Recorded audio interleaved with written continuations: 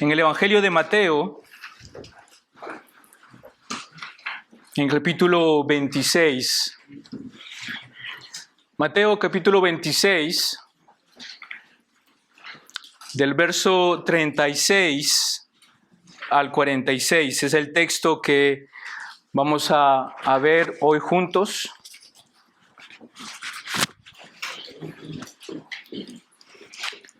Mateo capítulo 26, del verso 36 al 46, nos ponemos de pie para leer la palabra del Señor.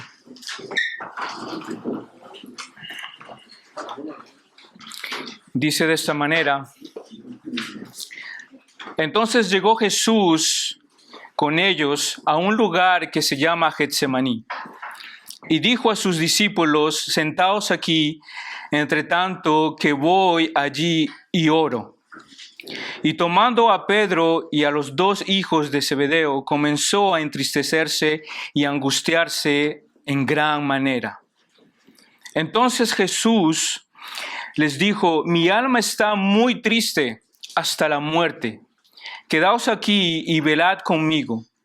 Yendo un poco más adelante, se postró sobre su rostro, orando y diciendo: Padre mío, si es posible, pasa de mí esta copa, pero no sea como yo quiero, sino como tú. Verso 40. Vino luego a sus discípulos y los halló durmiendo, y dijo a Pedro: ¿Así que no habéis podido velar conmigo una hora? Velad y orad para que no entréis en tentación. El espíritu a la verdad está dispuesto, pero la carne es débil. Otra vez fue y oró por segunda vez, diciendo: Padre mío, si no puede pasar de mí esta copa sin que yo la beba, hágase tu voluntad. Vino otra vez y los halló durmiendo, porque los ojos de ellos estaban cargados de sueño. Y dejándolos, se fue de nuevo y oró por tercera vez, diciendo las mismas palabras. Entonces vino a sus discípulos y les dijo: Dormid ya, descansad. He aquí ha llegado la hora, y el Hijo del Hombre es entregado en manos de pecadores. Levantaos, vamos, ved, se acerca el que me entrega. Oremos. Padre amado, Señor y Dios,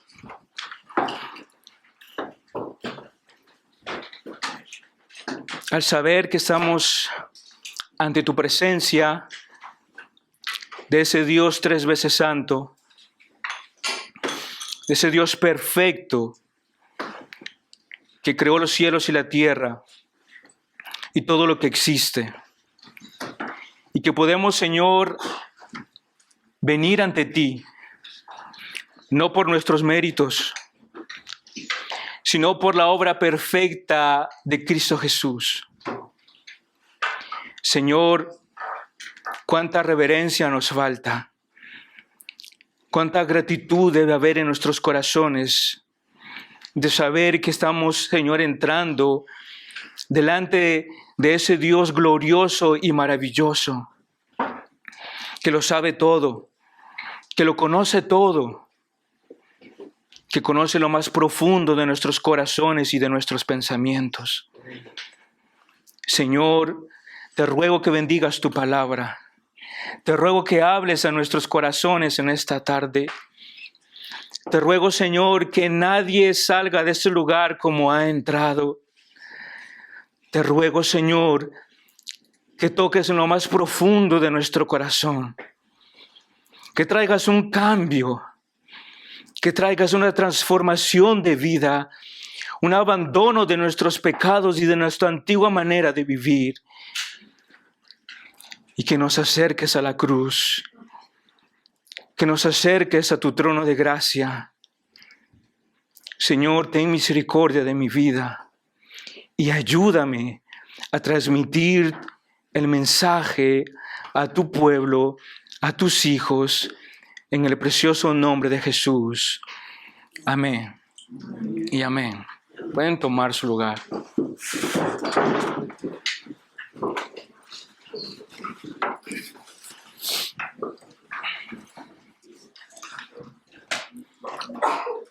Antes de iniciar este sermón y entrar en el corazón de esta predicación, quiero iniciarlo, hermanos, con dos preguntas importantes. Dos preguntas que quisiera que a lo largo del sermón ustedes estén reflexionando y al mismo tiempo puedan ir respondiendo con total sinceridad y con total transparencia delante de Dios sobre estas preguntas. La primera pregunta es, ¿has vivido en algún momento de tu vida un tiempo de aflicción y angustia? Un tiempo donde te sentiste que habías perdido completamente la paz. Un momento donde tú dijiste, lo he perdido todo. ¿Escucharon esta pregunta? ¿Te has sentido en algún momento en tu vida, mi hermano, mi hermana que estás aquí? En esos momentos o en ese momento de aflicción tan dura donde tú dijiste, me siento que ya no hay paz en mi corazón. Siento que lo he perdido absolutamente todo.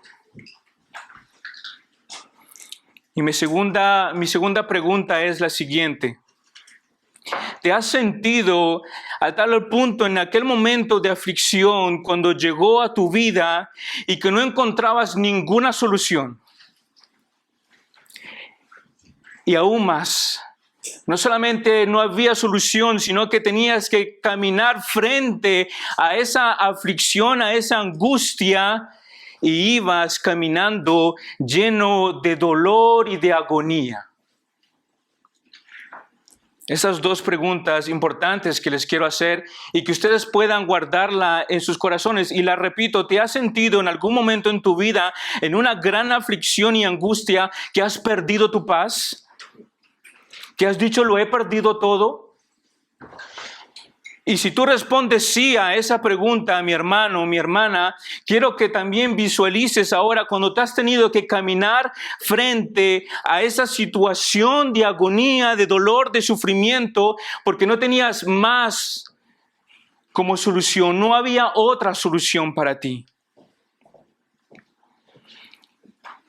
Y para terminar con mis preguntas, quisiera hacerles una pregunta que ustedes responderán al final del sermón, después de haber pasado por aquella aflicción, después de haber pasado por aquella angustia y aquel momento de dolor. ¿Cuál fue la lección que aprendiste? ¿Cuál fue la lección que aprendiste después de haber reconocido que tuviste ese momento de dolor, de angustia, de aflicción en tu vida? Después que estabas obligado a caminar en dirección de ese momento doloroso de tu vida, el más fuerte que has podido vivir. Y tercero, después de eso, ¿qué lección aprendiste a través de ese momento de angustia? Lo que quiero provocar, hermanos, en sus corazones y en cada uno de ustedes es una reflexión profunda sobre sus vidas. Una reflexión que ustedes en estos momentos puedan tener todos sus 5 sentidos y todo su corazón concentrado en lo que el Señor quiere hablarles hoy. No te preocupes por lo que has de hacer de mañana, no te preocupes por tus hijos, no te preocupes por lo que va a pasar dentro de un mes, dentro de un año, no te preocupes por la guerra que está habiendo en Rusia contra Ucrania, no te preocupes por eso. Quisiera que te puedas identificar con el sermón.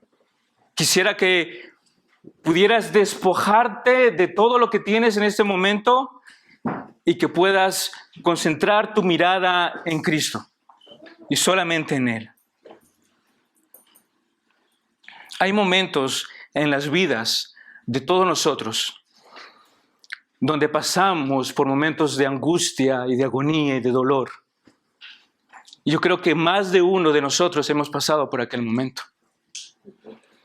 Hay momentos donde hemos sentido que el cielo se cae sobre nuestras cabezas. O hemos sentido que la tierra se abre bajo nuestros pies. Hay momentos donde nuestra brújula ya no apunta al norte.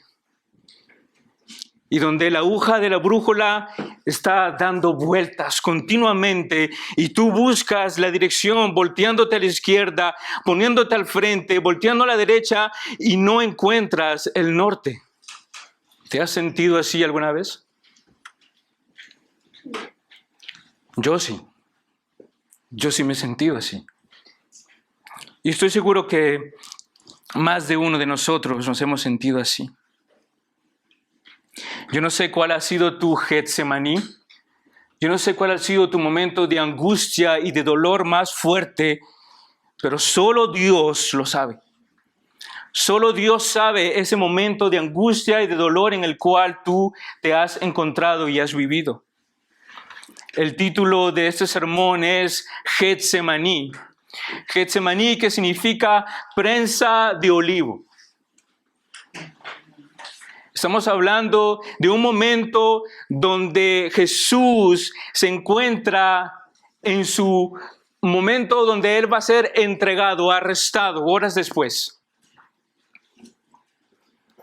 El momento tal vez más doloroso del Maestro antes de llegar a la cruz.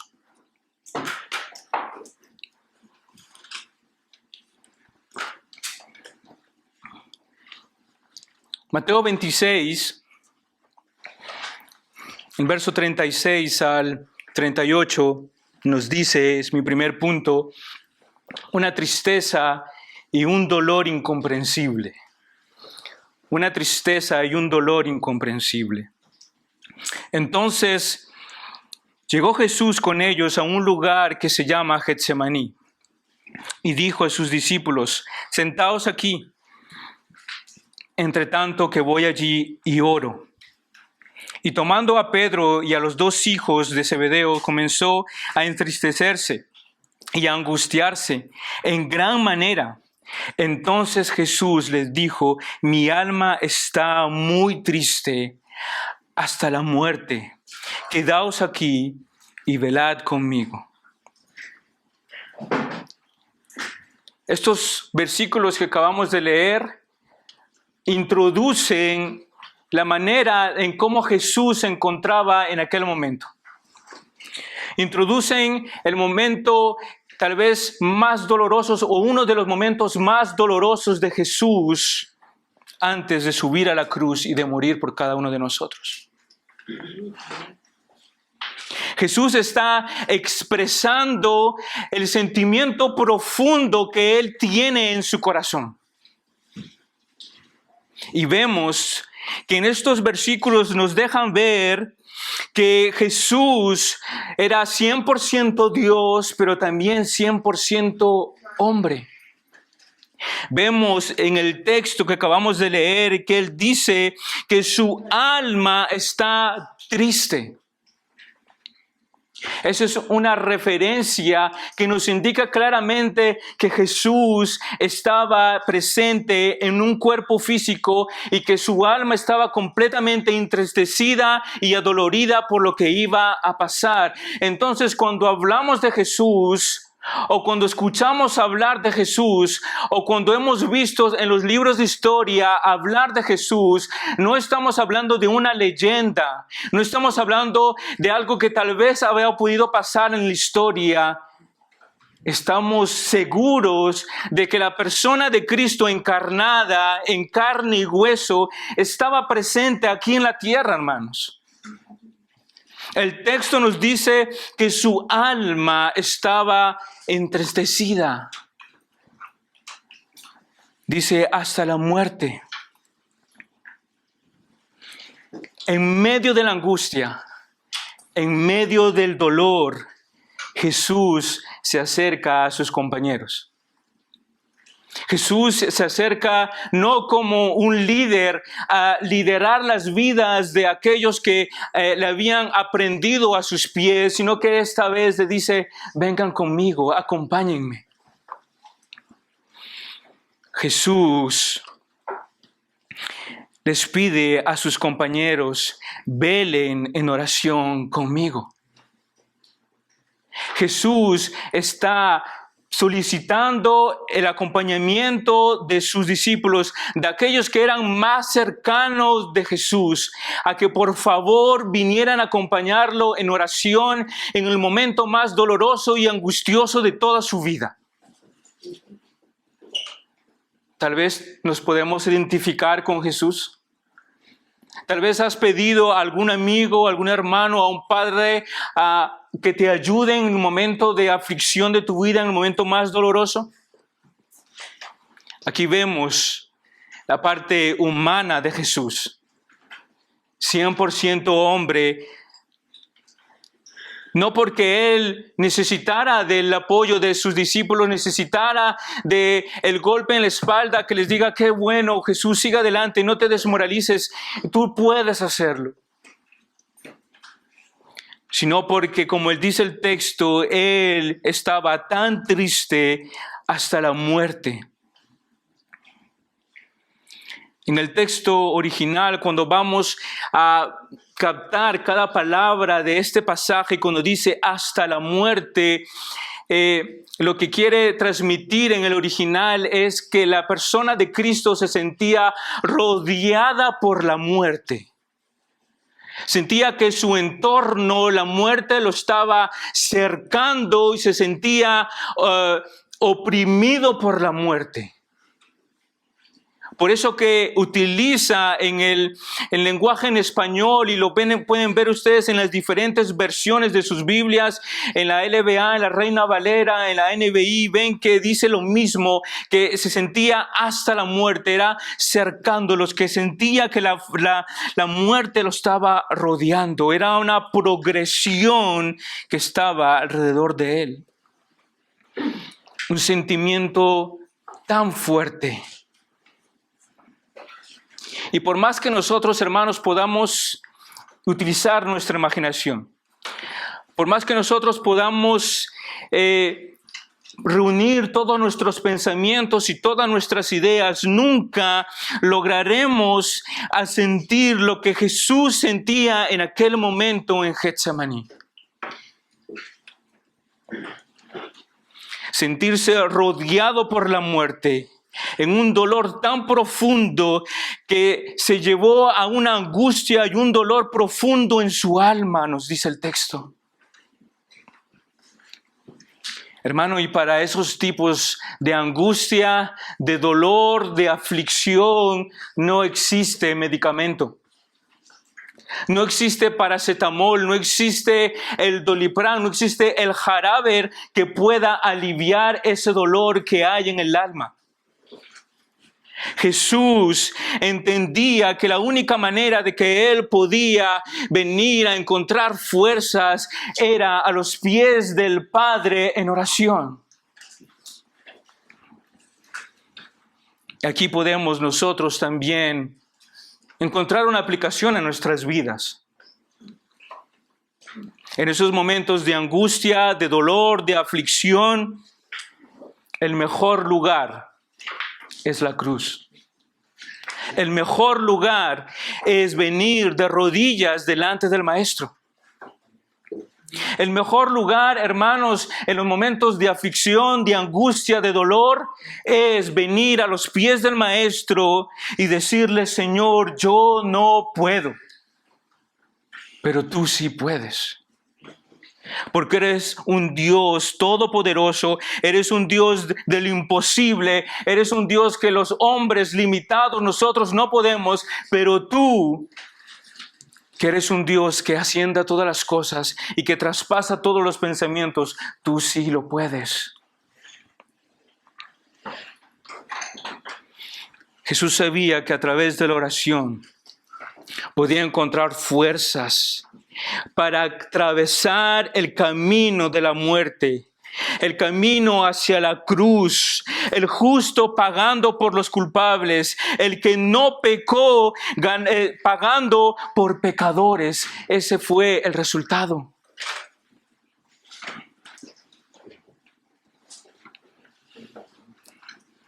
Y esto nos lleva a nuestro segundo punto, la causa, de su angustia.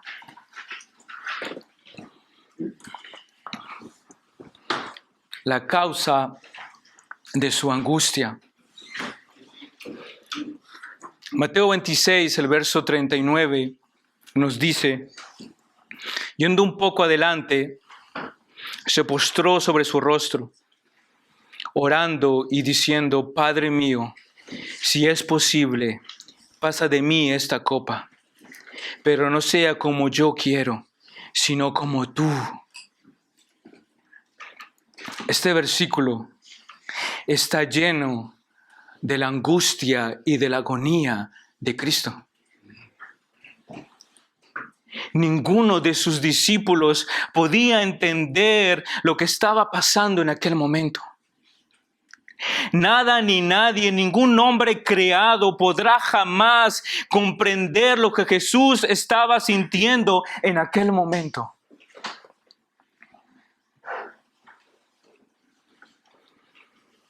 Nadie podrá ni siquiera a un mínimo por ciento entender lo que Jesús estaba compadeciendo en aquel momento en Getsemaní. Ningún hombre, por más sufrido y dolido en esta tierra, entenderá lo que Jesús estaba pasando en Getsemaní. Y tal vez ustedes en sus mentes se dirán, hermanos, pero hay gente que ha sufrido mucho. Hay tantos mártires, hay tantas guerras, hay tantos hombres que han sido capturados. La Segunda Guerra Mundial, ¿cuántos millones de judíos fueron quemados, muertos? ¿Cuántos niños fueron quemados y la grasa de sus cuerpos fueron transformadas en jabón para que fueran utilizados por los alemanes? Y ustedes me van a decir, ¿y eso acaso no es un sufrimiento y un dolor? Y yo responderé, sí, hermanos, es un sufrimiento y un dolor. Pero aún esos sufrimientos, aún esos dolores no se comparan con lo que Cristo está compadeciendo en ese momento. Y lo vamos a entender por qué. El Verbo de Dios, que vivió desde todas las eternidades pasadas con el Padre, ahora recibiría toda la ira y el cáliz de su furor como nunca nadie lo ha probado en la historia de toda la creación y de toda la humanidad. Esta es la razón porque Jesús estaba profundamente afligido y adolido. ¿Por qué? Porque el Verbo de Dios encarnado, como lo acabamos de ver, iba a recibir toda la ira y el furor de Dios sobre su vida. ¿Entiendes eso?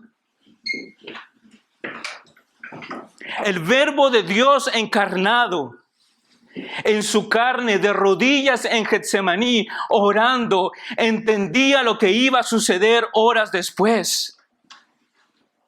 Entendía claramente que el Padre de los cielos, que está sentado en su trono de gloria, iba a hacer caer sobre él toda su ira y su furor sin ninguna misericordia y piedad.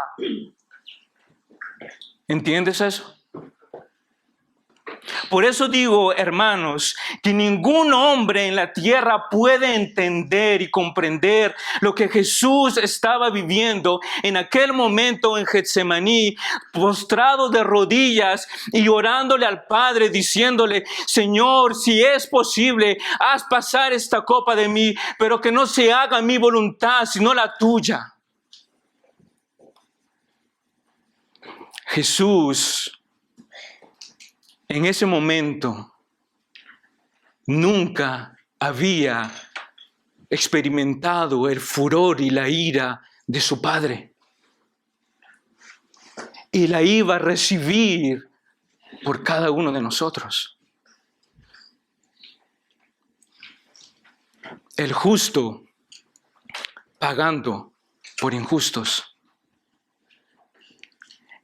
El que no hizo pecado va a pagar por los pecadores. Y no va a pagar, hermanos, de una manera sencilla. No va a pagar de una manera muy liviana o muy fácil. Jesús sabía lo que simbolizaba la copa, lo que simbolizaba la ira de Dios.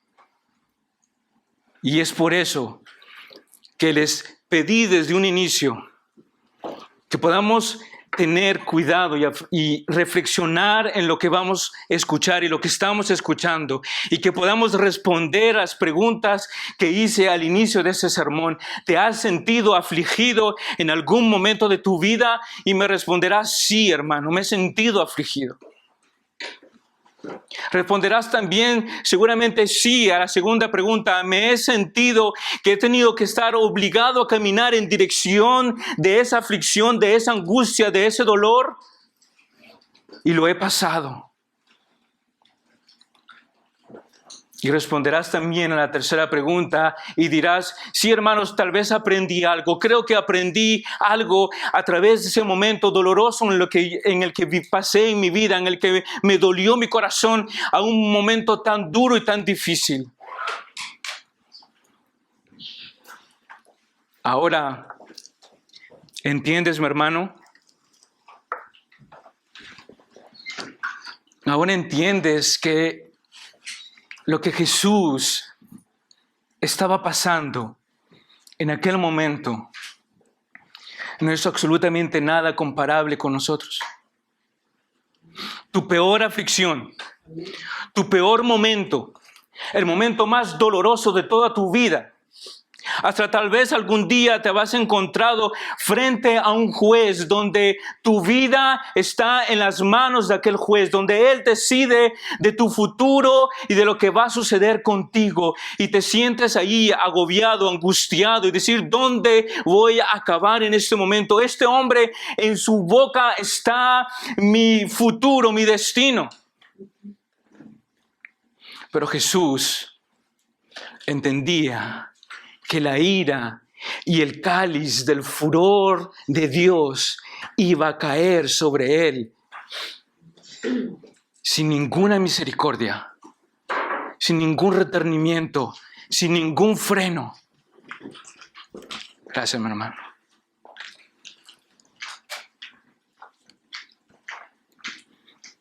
En el Salmo 11, en el versículo 6, nos dice: sobre los impíos hará llover carbones encendidos, fuego, azufre y viento abrasador será la porción ¿de qué? De su copa. Todo esto es la porción de la copa del Señor sobre los impíos. Mira lo que nos dice Jeremías en el capítulo 25, en el verso 15. Nos dice: porque así me ha dicho el Señor, Dios de Israel: toma de mi mano esta copa del vino del furor y haz que beban de ella todas las naciones a las cuales yo te envío. ¡Wow!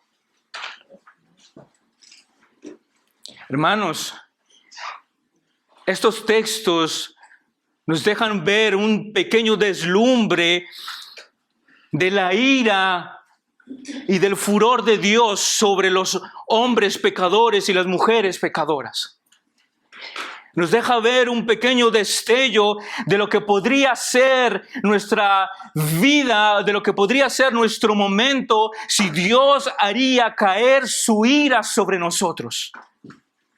El Salmo dice que Él hará llover carbones encendidos, fuego, azufre. ¿Sabes lo que es el azufre? Es lo que sale de un volcán en plena explosión. Es la temperatura más alta del fuego que existe. Todo lo que está a su alrededor y a su contacto desaparece por completo. Y eso es lo que nos dice el salmista, que ¿quiénes son los que merecen esto? Los impíos. ¿Quiénes son los impíos? Tú y yo. No somos merecedores de la gracia. No somos merecedores del amor y de la misericordia de Dios. Somos merecedores de lo que nos dice el salmista. Carbones encendidos, fuego, azufre, viento abrasador será la porción de su copa. ¡Wow!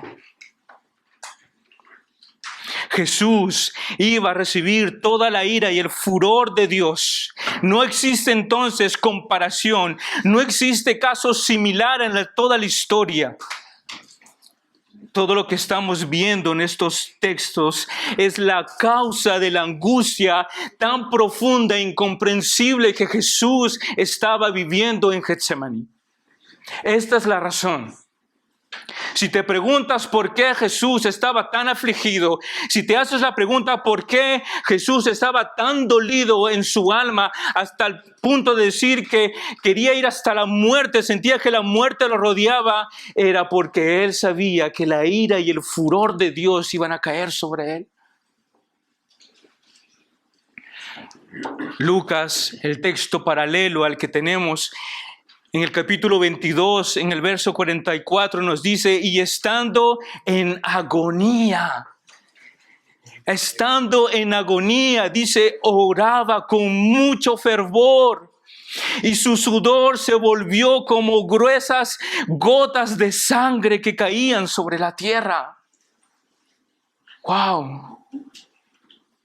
¿Por qué insisto tanto sobre esto? Es para que ustedes puedan visualizar y entender cómo Jesús se sentía y cómo Lucas nos trae un poco más de luz para entender lo que Jesús estaba viviendo.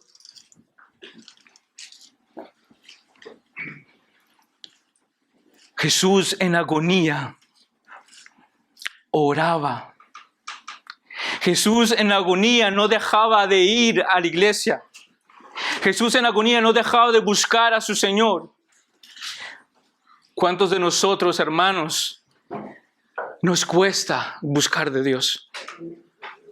¿Cuántos de nosotros nos cuesta buscar de Dios? Levanta tu mano, ¿te cuesta buscar de Dios? A todos nos cuesta buscar de Dios. Si para ti es fácil buscar de Dios, qué bueno para ti, mi hermano o mi hermana. Pero Jesús, en el momento más doloroso de su vida, dice que él oraba con mucho fervor.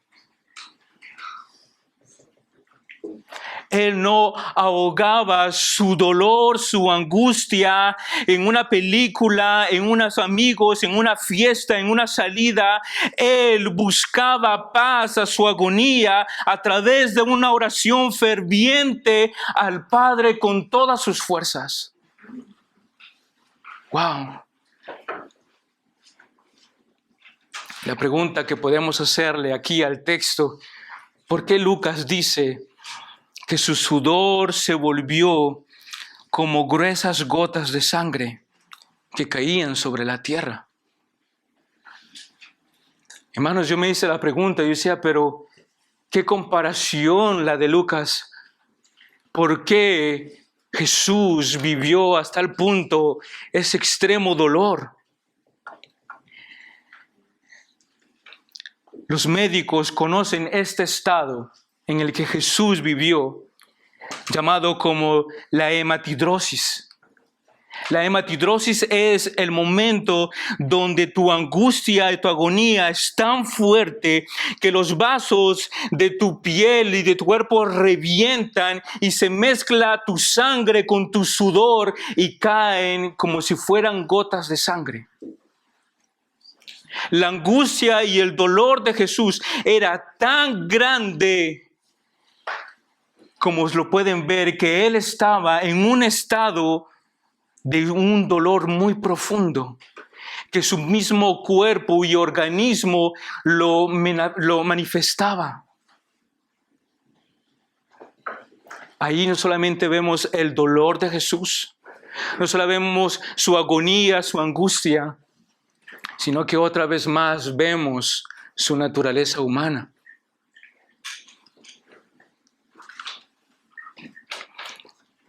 La causa de su agonía y su angustia, hermanos, tiene nombre. La causa de su agonía y de su angustia tiene nombre.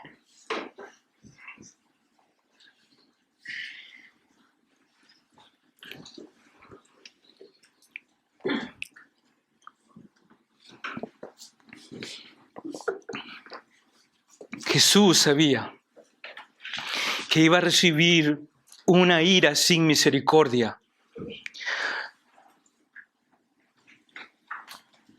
Sobre él, para que tú y yo pudiéramos recibir una misericordia sin ira de parte de Dios, nos dice Sujel Michelén.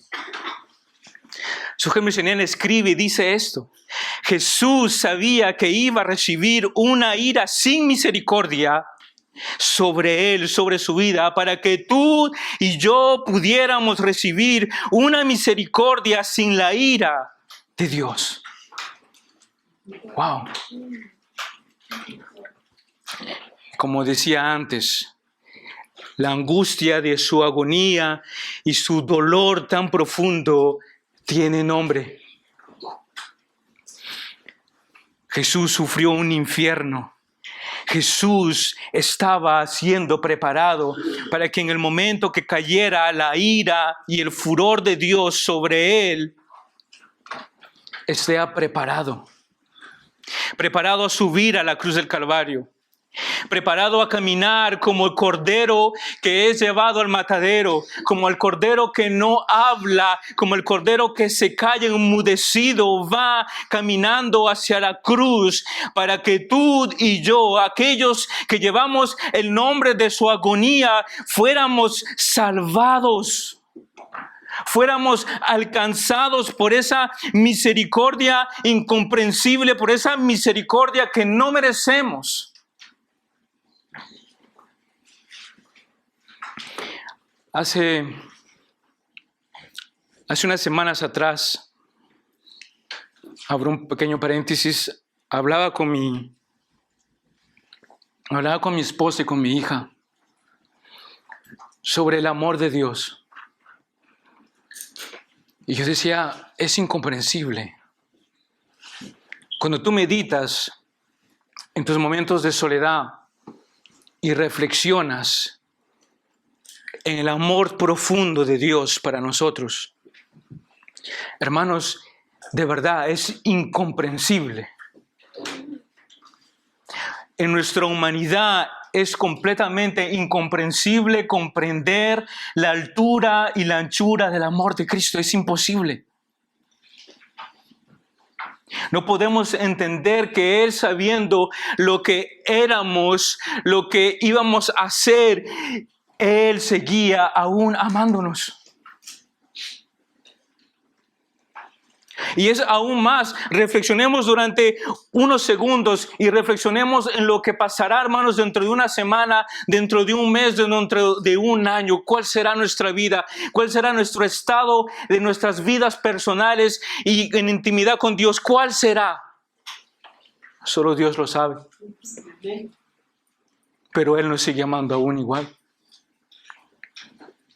Él sabe cuántas veces vamos a caer durante la semana que viene, durante el año que viene.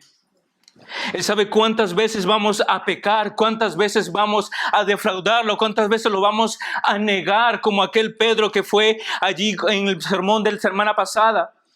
No, Señor, yo te seguiré hasta la muerte. Y en la primera ocasión, negó al Maestro. Dios sabe cuántas veces tú y yo, mi hermanos, vamos a defraudarlo. Él sabe cuántas veces nosotros vamos a pecar, cuántas veces nosotros vamos a ser egoístas, cuántas veces nosotros vamos a ser egocéntricos, cuántas veces de nosotros vamos solamente a pensar en nuestras vidas. pero Él nos seguirá amando. Él nos seguirá mirando con ojos de amor. ¿Acaso aquí no vemos el profundo amor de Cristo? ¿Acaso aquí no vemos cómo Jesús tomando nuestro lugar en nuestro sufrimiento, nuestro dolor, nuestra agonía, nuestra angustia, y todavía dudas de Él? ¿Todavía dudas de la persona de Cristo? ¿Todavía piensas que no ha existido? Y este es mi paréntesis para hablarle a ti, amigo, que estás aquí presente, que tal vez no conoces de Dios realmente, o que crees conocer de Dios, pero solamente de oídas. Y tal vez tú que vas a escuchar este sermón, ¿acaso no ves a Jesús tomando tu lugar desde Getsemaní, preparándose para recibir la ira y el furor de Dios en tu lugar? Decidido a subir a esa cruz, decidido a decirle, Señor, que no se haga mi voluntad, que se haga tu voluntad. Haz pasar esta copa de mí, pero Señor, que sea la tuya, que sea tu voluntad. Si todavía dudas de la obra perfecta de Cristo, mira a Jesús en Getsemaní. Mira sudando gotas de sangre que caen sobre la tierra. Mira al Maestro negándose a sí mismo. Mira al Cordero inmolado camino hacia la cruz, camino hacia la muerte, para que tú y yo seamos salvos. Míralo. Mira a Cristo caminando, pero no de pie con la cabeza en alto. Míralo caminando de rodillas en Getsemaní, orando al Padre. Mira lo que Él está caminando de rodillas, diciéndole, Señor, si es tu voluntad, pasa de mí esta copa. Wow. Esta es la razón de la causa de su angustia.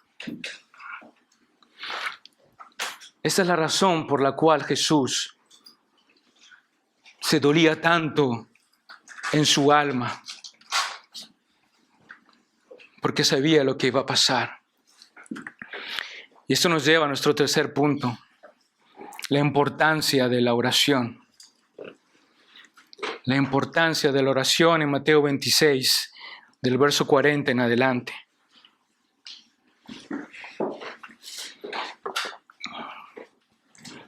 Vino luego a sus discípulos y los halló durmiendo. Y dijo a Pedro, ¿así que no habéis podido velar conmigo una hora? Velad y orad para que no entréis en tentación. El espíritu a la verdad está dispuesto, pero la carne es débil.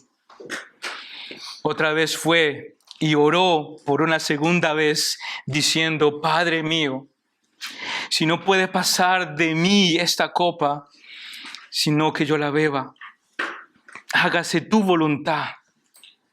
Vino otra vez y los halló durmiendo, porque los ojos de ellos estaban cargados de sueño. Verso 44. Y dejándolos, se fue de nuevo y oró por tercera vez, diciendo las mismas palabras. ¿Ves aquí a Jesús caminando de rodillas en Getsemaní?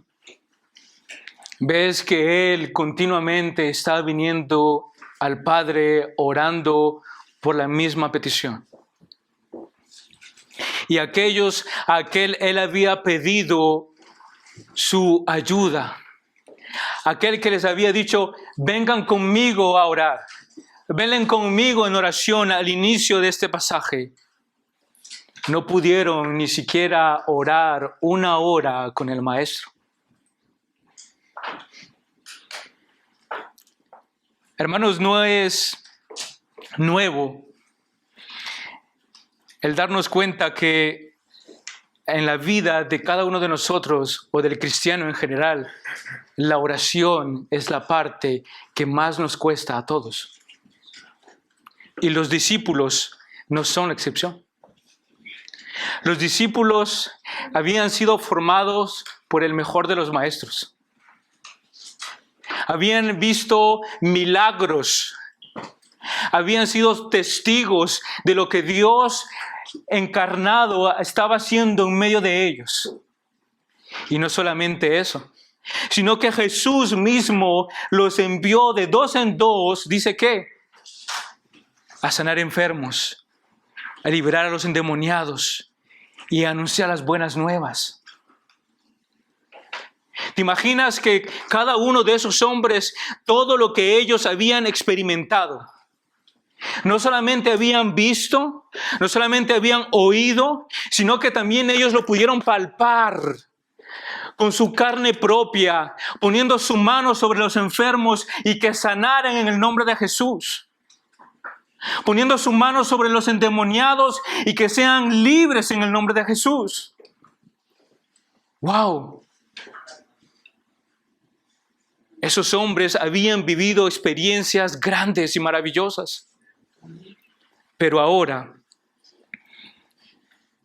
no pudieron orar 1 hora cerca del Maestro. ¡Wow! Todo el empaque que venía con ellos, todo lo que ellos llevaban con ellos, toda su experiencia, todas sus vivencias no les sirvió en aquel momento donde era lo más importante, en aquel momento donde ellos tenían que ahí demostrar que eran verdaderos discípulos de Cristo. 1 hora de oración al lado del Maestro en el momento más angustiado, en el momento de agonía de nuestro Señor, no pudieron, no fueron capaces.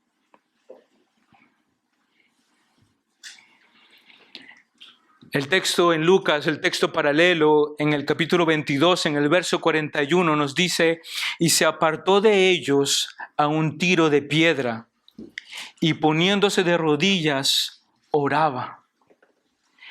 La distancia nos ayuda a entender a qué distancia se encontraba Jesús de sus discípulos en Getsemaní en el momento en el que Él estaba orando. Cuando se habla de un tiro de piedra en aquella época, estamos hablando de una distancia entre 30 y 50 metros de distancia. Significaba que Jesús estaba aquí y sus discípulos estaban a unos 30 a 50 metros atrás de Él. Ellos veían al Maestro de rodillas orando. Ellos veían al Señor en su angustia y en su agonía. Y lo veían como Él oraba al Padre. Y me imagino a Jesús en aquel momento tan doloroso como nos describe Lucas, que Él sudaba gotas de sangre y que caían sobre la tierra. Ellos ver que al lado de Jesús, a los pies de Él, el piso estaba manchado de las gotas que caían de su frente. Pero como les decía, hermanos, toda su experiencia, todas sus vivencias, lo que estaban viendo al Maestro ahí orando de rodillas con las gotas que caían sobre su rostro, nada de eso motivó, nada de eso les llevó a decir: tengo que orar con mi Maestro, tengo que orar por Él, tengo que estar en estos momentos de oración importante.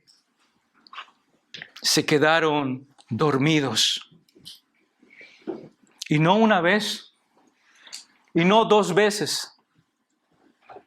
El texto nos dice que el Maestro vino y se acercó a los discípulos 3 veces. 3 veces se acercó el Maestro a sus discípulos y las 3 veces estaban durmiendo. Como algunos de ustedes están durmiendo aquí.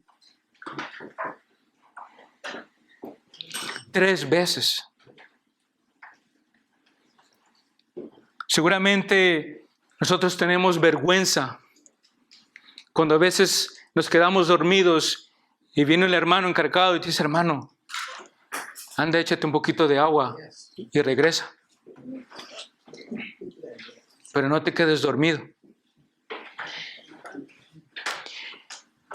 Aquí el texto nos dice que los discípulos en 3 ocasiones se quedaron dormidos. aún viendo a su maestro de rodillas, orando intensamente, habiendo sido invitados por el maestro a estar a solas en oración con él, a buscar el rostro de Dios para que ellos no caigan en tentación, como dice el texto, porque la alma de Jesús estaba muy triste hasta la muerte y no fueron capaces de orar una hora.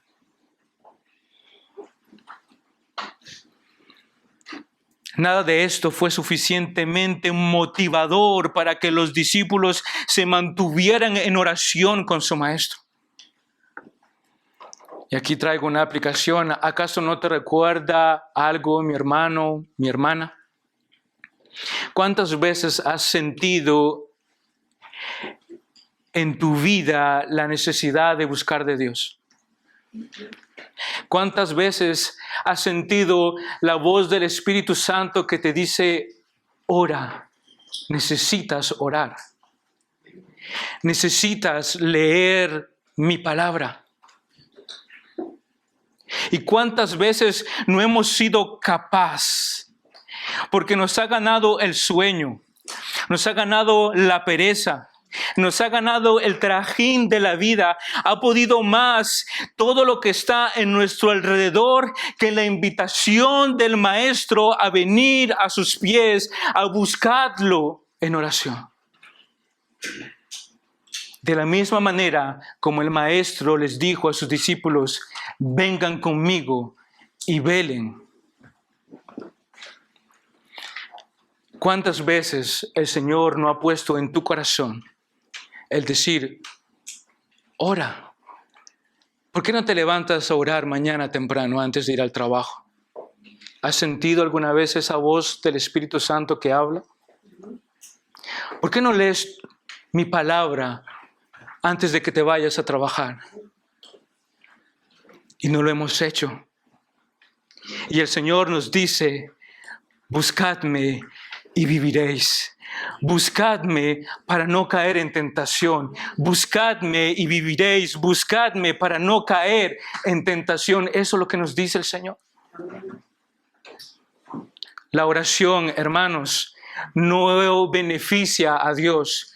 Tu oración y la mía no va a hacer crecer a Dios. No va a hacer que Dios se vuelva más grande y más poderoso. La oración sirve para que nuestras vidas sean transformadas por el poder del Espíritu Santo. La oración sirve para que nosotros en los momentos de prueba, de angustia y de dolor podamos estar firmes en Cristo Jesús. La oración sirve, hermanos, para que nosotros podamos caminar por fe en Cristo mirándolo a Él. ¿Acaso ya se olvidaron la lección sobre la oración que hemos visto en el estudio bíblico? ¿Acaso se han olvidado que la oración es el oxígeno del cristiano? ¿Acaso se han olvidado que sin la oración el cristiano no puede vivir? Si tú eres cristiano y si tú no oras, te doy una mala noticia. Tú no eres cristiano. Porque el cristiano que no ora está muerto. Y tal vez mis palabras suenen duras. Tal vez mis palabras retumben en su mente y en su corazón y lo siento. Pero si tú te dices cristiano y no oras al Padre que te dice buscadme y viviréis, que te dice buscadme para no caer en tentación, entonces te doy esta mala noticia, no eres cristiano. La oración hace parte vital de la vida del cristiano.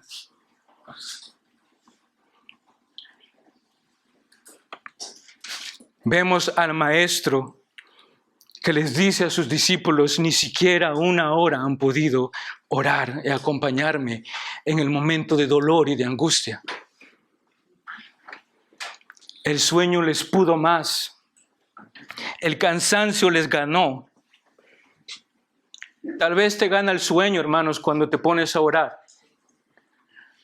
Tal vez estás en el salón de tu casa o en la habitación de tu casa y dices, voy a orar.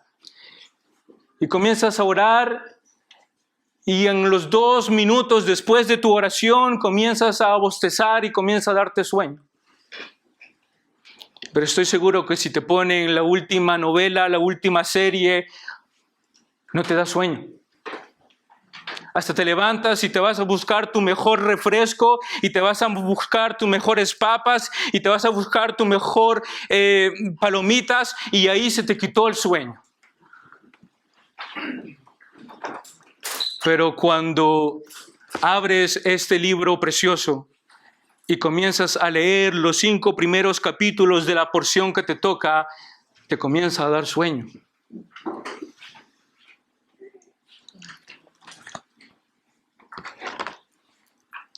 Esto es para todos nosotros, sin excepción.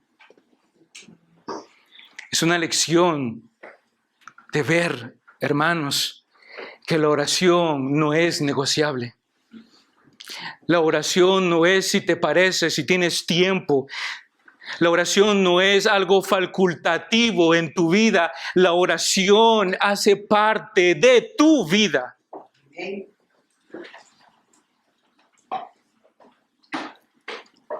Como dije, si tú no oras, yo te invito a que te hagas la pregunta, ¿eres cristiano de verdad?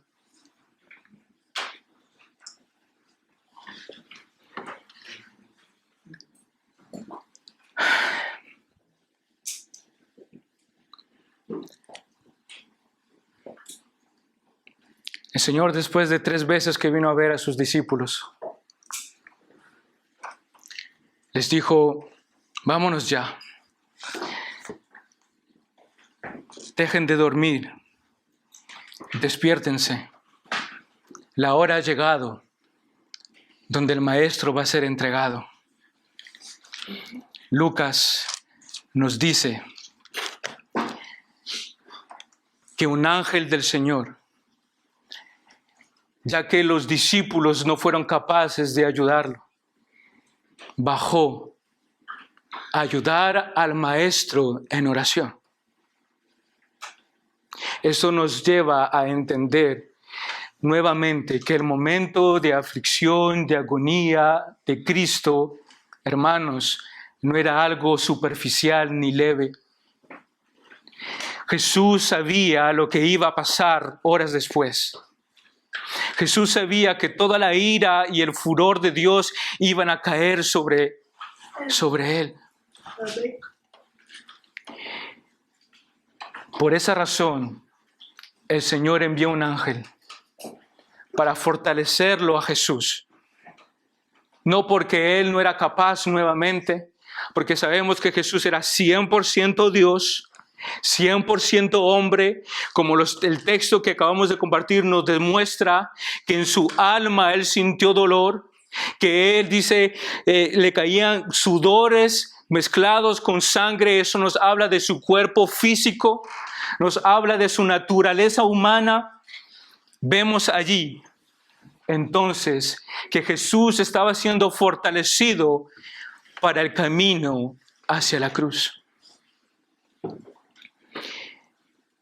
Si nuestro Maestro se puso de rodillas a buscar al Padre en oración, y termino con esto, ¿cuánto más lo necesitamos nosotros? ¿Cuánto más necesitamos tú y yo, mi hermano, a venir de rodillas delante del Maestro? Hermanos, la vida del cristiano no es instantánea. Esto no es, hermanos, una comida recalentada de picar que tú abres y que tú metes en el microondas 3 minutos y te sale el super plato rico y delicioso. No, la vida cristiana no es esa.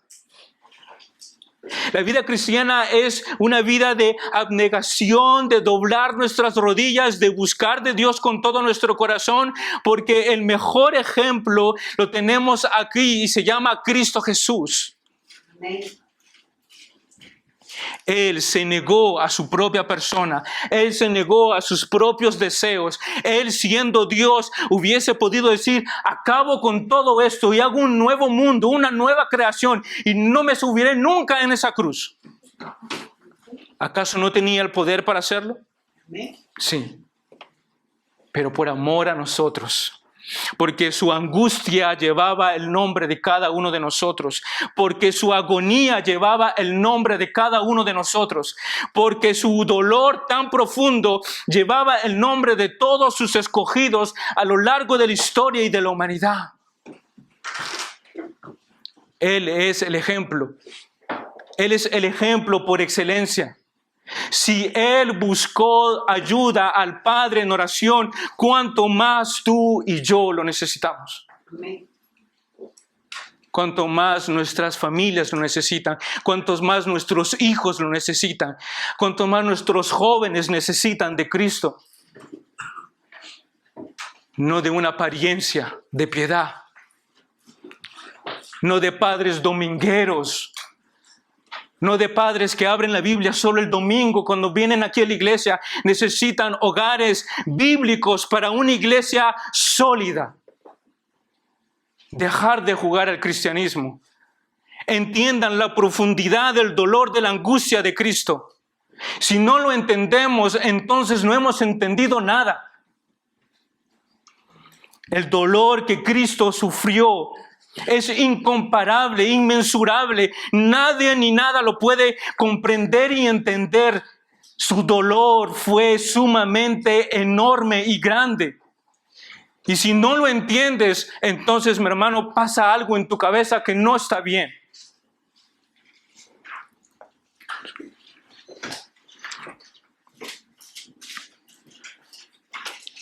Si este mensaje sobre la angustia y el dolor de Cristo no te lleva a reflexionar sobre tu vida, mi hermano, entonces hagamos la pregunta de verdad. ¿Qué estamos haciendo aquí?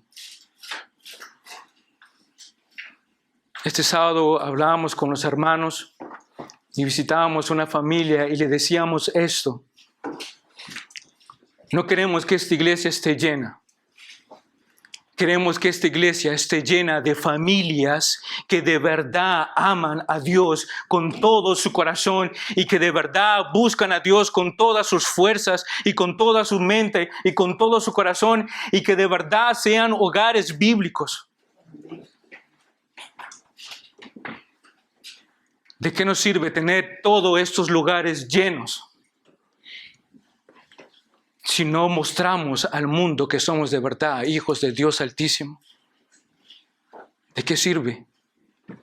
¿De qué te sirve, joven, jovencita, y termino con esto, que vengas aquí a la iglesia, que cantes las canciones, que las conozcas de memoria, que tengas hasta una Biblia y que subrayes el pasaje que acabamos de leer, pero si tú no entiendes lo que Cristo ha hecho en la cruz del Calvario y que tú eres un pecador y que necesitas de Cristo, entonces estás perdiendo tu tiempo.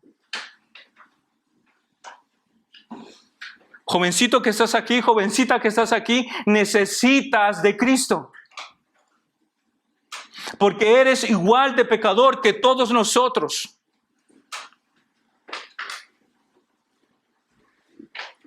Y porque debes entender que la ira de Dios y su furor cayó sobre su Hijo, sobre aquel que no merecía recibir el pecado de nosotros. Aquel que se hizo pecado, como nos dice Pablo. Y si tú entiendes esto, entonces pídele a Dios que cambie tu vida y te la transforme.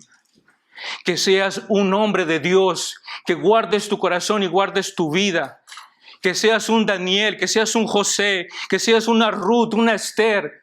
Que seas una mujer y un hombre que guarde su vida para Dios y que lo busques. No importa tu entorno, no importa dónde has crecido, no importa el colegio, no importa tus amigos, no importa el mundo donde tú estés. Cristo murió por ti en una cruz, derramando hasta la última gota de su sangre, tomando hasta la última gota del furor, de la ira de Dios, para que tú y yo seamos salvos. Si eso no lo entiendes, entonces no sé qué haces aquí. Termino con esto, hermanos. No quiero parecer el hermano regañón que siempre que sube aquí a predicar les regaña. Si comparto este mensaje, es porque les amo. Es porque oro por ustedes todos los días. Y porque le pido a Dios que sus vidas cambien. Porque si no nos importara a ninguno de los tres sus vidas y solamente que ustedes vengan y se sienten aquí, entonces no predicaríamos el Evangelio. Entonces no les diríamos la verdad de la palabra de Dios. Entonces cerraríamos este libro y solamente cantaríamos y saltaríamos y gritaríamos de júbilo y se acabó la iglesia. Pero porque los amo, les digo esto. Busquemos de Dios mientras pueda ser hallado. Llamadlo, que Él está cercano. Amén.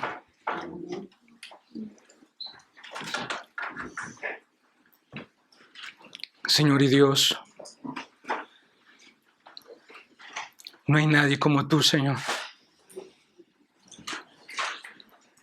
Los cielos de los cielos, Señor, no pueden contener tu gloria. El universo entero y todo lo que existe no pueden, Señor, sostener tu majestad y tu esplendor.